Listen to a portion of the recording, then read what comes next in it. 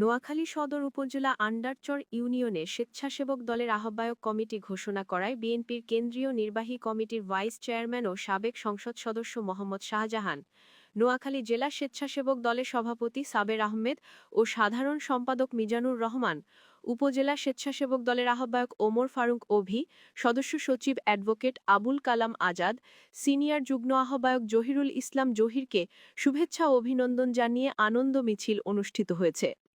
শনিবার বিকালে আন্ডারচর ইউনিয়ন বাংলা বাজারে বিএনপির অস্থায়ী কার্যালয়ের সামনে স্বেচ্ছাসেবক দলের আয়োজনে এ আনন্দ মিছিল অনুষ্ঠিত হয়।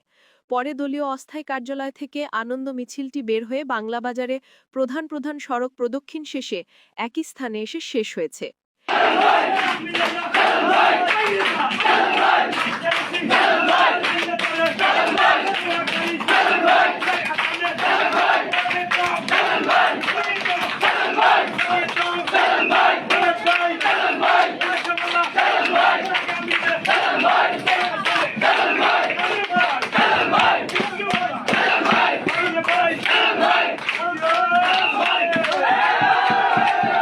এর আগে শুক্রবার ২৬ সেপ্টেম্বর বাংলাদেশ জাতীয়তাবাদী স্বেচ্ছাসেবক দল আন্ডারচর ইউনিয়নে ৩১ সদস্য বিশিষ্ট আহ্বায়ক কমিটি অনুমোদন দেয় উপজেলা কমিটি।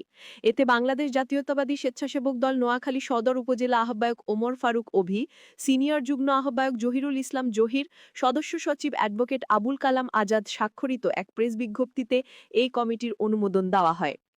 বাংলাদেশ জাতীয়তাবাদী স্বেচ্ছাসেবক দল আন্ডারচর ইউনিয়নের নবগঠিত কমিটিতে আহ্বায়ক মাকসুদুর রহমান মাসুম রানা, সদস্য সচিব মোহাম্মদ মুস্তাফিজুর রহমান টিপু, সিনিয়র যুগ্ম আহ্বায়ক কামরুল ইসলাম সুমন, যুগ্ম আহ্বায়ক মোহাম্মদ জহিরুদ্দিন, আজিজুল হক সোহান, মাহফুজুর রহমান, মোহাম্মদ সোহাগুদ্দিন, ডাক্তার নুরুদ্দিন সহ ৩১ সদস্য বিশিষ্ট আহ্বায়ক কমিটি অনুমোদন দেন।